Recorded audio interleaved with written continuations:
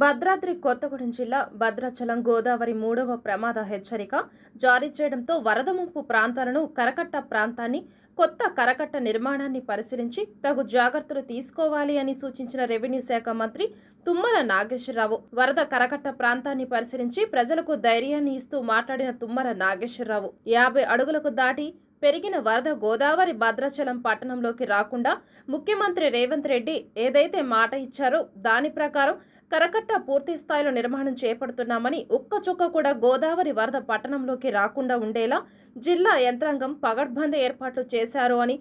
గత సంవత్సరం వరదలతో ఎంత ఇబ్బంది పడ్డారో అలాంటి చేదు అనుభవాలు జరగకుండా ఉండేందుకు ఇప్పటికే అన్ని సలహాలు సూచనలు ఇచ్చామని, శ్రీ సీతారామ చంద్రస్వామి ఆశీస్సులతో భద్రాద్రి ప్రజలతో పాటు గోదావరి పరివాహక ప్రాంతం వాసులు ప్రశాంతంగా ఉండేలా అన్ని ఏర్పాట్లు చేస్తామని తెలిపిన మంత్రి తుమ్మల నాగేశ్వరరావు.